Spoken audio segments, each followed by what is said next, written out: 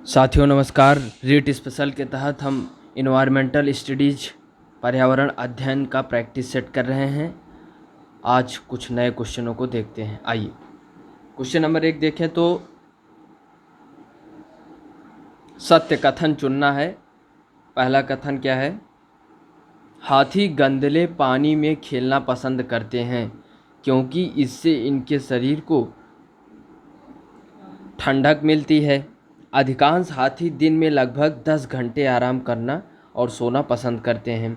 3 महीने के हाथी के बच्चे का वजन लगभग 200 किलोग्राम होता है। अधिकांश बड़े हाथी एक दिन में लगातार 100 किलोग्राम पत्ते झाड़ियाँ खा लेते हैं।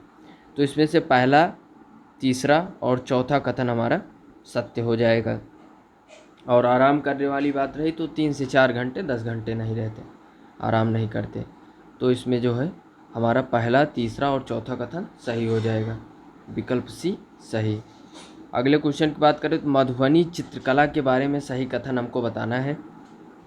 इन चित्रों को बनाने में नील, हल्दी, फूल, पेड़ों के रंग आदि का इस्तेमाल किया जाता है। इन चित्रों में इंसान, जानवरी, पेड़, फूल, पंछी, मछलियाँ आदि दिखाए जाते हैं।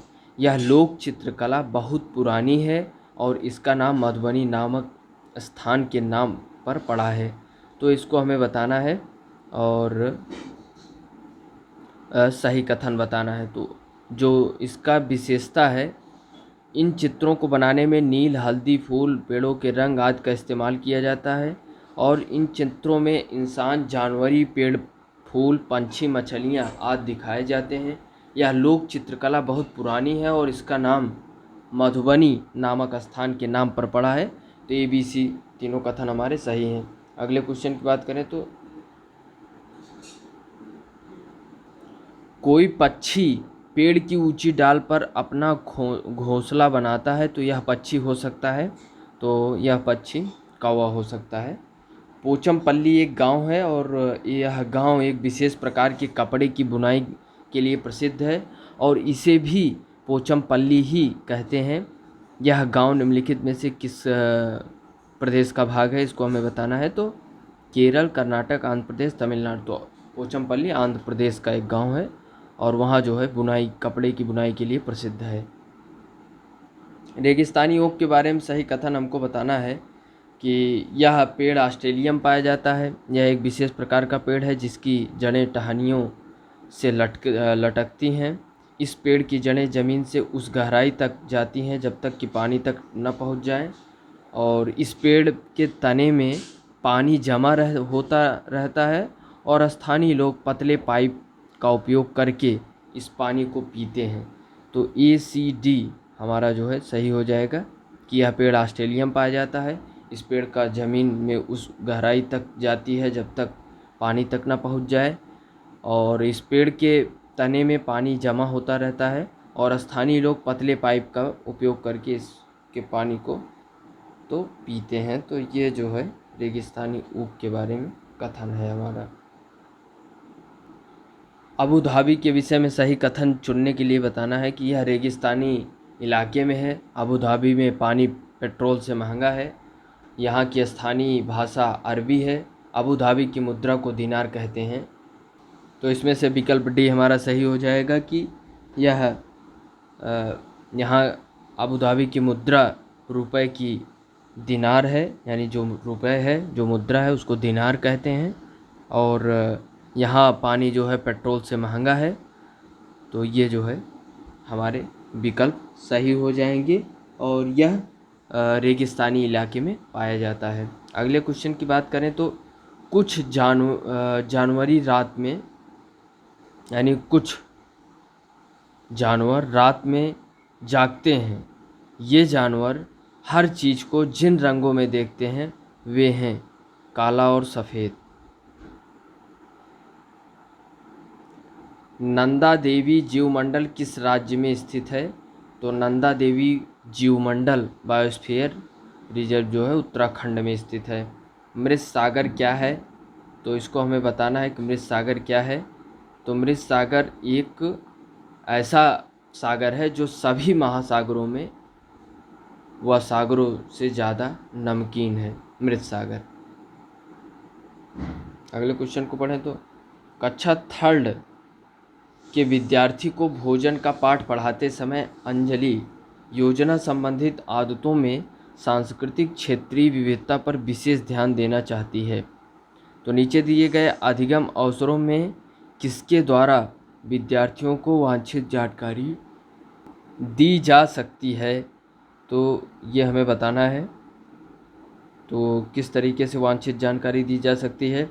विभिन्न क्षेत्रों संस्कृतियों के भोजन को दर्शाने वाले चार्ट का उपयोग और उसकी व्याख्या करना, विभिन्न क्षेत्रों संस्कृतियों के विद्यार्थियों से उनके घरों में खाए जाने वाले भोजन मंगाकर प्रदर्शित करना और सहपाठियों से सूचनाओं को आदान प्रदान करना, पाठ्यपुस्तक में विभिन्न प्रकार के भोजनों के विषय में दी गई जानकारी की ओर विस्तृत व्याख्या करना, किसी बाहरी भोजन बनाने वाली व्यावसायिक एजेंसी को आग्रह करके विभिन्न क्षेत्रों संस्कृतियों को भोजन का प्रदर्शन करना।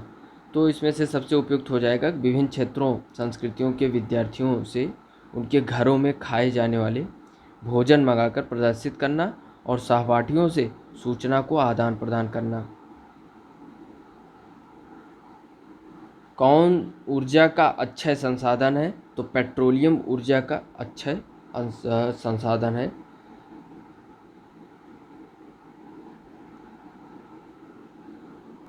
तो इसमें अक्षय संसाधन नहीं है पूछा होता तो पेट्रोलियम हो जाता, क्योंकि सूर्य का तो अक्षय संसाधन में है, जल वायु, तो पेट्रोलियम इसमें ऐसा है कि क्वेश्चन कौन ऊर्जा का अक्षय संसाधन नहीं है, तब पेट्रोलियम होगा।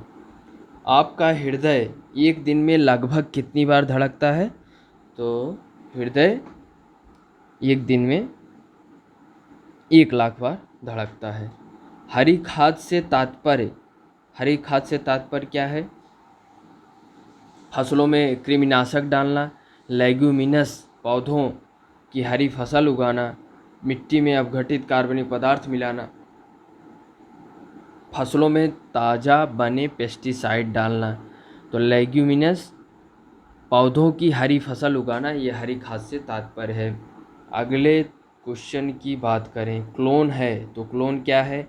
एकल जनक से प्राप्त पौधे, कायिक रूप से उत्पादित पौधे, आनुवांशिक रूप से जनक पौधे के समान। तो ये सभी क्या हैं? क्लोन हैं हमारे, उपरोक्त सभी। बंद कमरे में यदि कोई 3-4 घंटे के लिए कोयले की अंगीठी का प्रयोग करता है तो इसका खतरनाक प्रभाव होगा। तो इसका खतरनाक प्रभाव किस पर होगा? कमरे का तापमान असाधारण रूप से बढ़ जाएगा, रक्त में कार्बन डाइऑक्साइड की मात्रा बढ़ जाएगी, रक्त में कार्बन मोनोऑक्साइड की मात्रा बढ़ जाएगी, रक्त में हीमोग्लोबिन की मात्रा बढ़ जाएगी। तो जब 3-4 घंटे अंगीठी का प्रयोग हो जाए तो CO की मात्रा यानी कार्बन मोनोऑक्साइड रक्त में बढ़ जाएगा और आदमी की मृत्यु हो जाएगी। विज्ञान का एक शिक्षक 6 छात्रों को, यदि अंदर कोई लेटर है तो उसकी मृत्यु होना तय है। विज्ञान का एक शिक्षक 6 छात्रों को 3 समूहों में बांटता है। प्रथम समूह के सदस्य आपस में कसकर आलिंगन कर रहे हैं, दूसरे समूह के सदस्य एक दूसरे के हाथ से हाथ पकड़े हुए हैं, तीसरे समूह के सदस्य एक दूसरे से दूर दूर खड़े हैं। तो शिक्षक क्या पढ़ाना चाहता है? ठोस, द्रव, गैस और की प्रकृति। यानी एक तरफ क्या है? ठोस सॉलिड है, उसके जो एक एक कण होते हैं, जो मॉलिक्यूल होते हैं, वो सब क्या है? आपस में बांड हैं, बांड बनाए हुए हैं। तो पहला क्या है? आलिंगन, तो ठोस हो गया। फिर उसके बाद द्रव, उसके बाद गैस, दूर दूर, यानी गैस तो विसरण के रूप में दूर दूर रहती है। तो ये रहा हमारा। अगले क्वेश्चन, यदि एक अध्यापक आलू, चावल, ब्रेड व शक्कर के उदाहरणों का सहारा लेता है तो वह क्या पढ़ाना चाहता है? तो वह जो है कार्बोहाइड्रेट के बारे में पढ़ाना चाहता है। कुनैन नामक दवाई प्राप्त होती है, तो सिनकोना के पौधे से कुनैन नामक दवाई प्राप्त होती है। अवलोकन, प्रयोग व तो निगमन विज्ञान की 3 विधियां हैं, अवलोकन, प्रयोग और निगमन। सूची 1 से सूची 2 को सुमेलित करना है। कलमकारी, पिथौरा, वारली, मधुबनी। तो कलमकारी आंध्र प्रदेश, पिथौरा मध्य प्रदेश, वारली महाराष्ट्र, मधुबनी बिहार। तो ये हमारा सही हो जाएगा विकल्प बी। अगले क्वेश्चन की बात करें तो किस एक प्राणी को किसान का मित्र कहा जाता है? तो केचुए को। अगले क्वेश्चन बात करें तो पर्यावरण को बचाने के लिए चिपको आंदोलन से कौन सा राज्य जुड़ा हुआ है, तो उत्तराखंड। जीवों के व्यवहार का अध्ययन किया जाता है, तो जीवों के व्यवहार का अध्ययन कैसे किया जाता है, इथोलॉजी के रूप में। समुद्री शैवाल किसका महत्वपूर्ण स्रोत है, तो समुद्री शैवाल आयोडीन का महत्वपूर्ण स्रोत है। सैक लाइकेन है, तो ये जो है लाइकेन सहजीवी है। सीएनजी का ईंधन के रूप में किसमें इस्तेमाल होता है, वाहन एवं उद्योगों में इसका इस्तेमाल होता है। पर्यावरण जागरूकता का किसके द्वारा सृजन किया जा सकता है, तो पर्यावरण जागरूकता का किसके द्वारा सृजन किया जा सकता है, व्याख्यान, क्षेत्रीय भ्रमण, समूह वार्तालाप, अध्ययन। तो इसमें हमें बताना है कि पर्यावरण जागरूकता का किसके द्वारा सृजन किया जा सकता है। तो इसमें से कौन सा सही हो जाएगा हमारा, क्षेत्रीय भ्रमण पर्यावरण जागरूकता के लिए सृजन किया जा सकता है। एलपीजी किसका संक्षिप्त रूप था, लिक्विफाइड पेट्रोलियम गैस। पृथ्वी पर पहुंचने से पहले ओजोन परत किन कारणों को अवशोषित करता है, तो पराबैंगनी कारणों को जो है अवशोषित करता है। चमगादड़ स्तनधारी है क्योंकि वह क्या करता है, वह भी स्तनधारी है, तो रात्रिचर तो होता ही है, स्तनधारी के रूप में वह क्या है, बच्चे देती है। तो ये जो है हमारा रहा इन्वायरमेंटल स्टडीज़ के माध्यम से कुछ महत्वपूर्ण क्वेश्चन जिसको हमने देखा और सीखने का प्रयास किया। आगे भी हम इन्वायरमेंटल स्टडीज़ से जुड़े हुए प्रैक्टिस सेट करते रहेंगे। धन्यवाद। जय हिंद।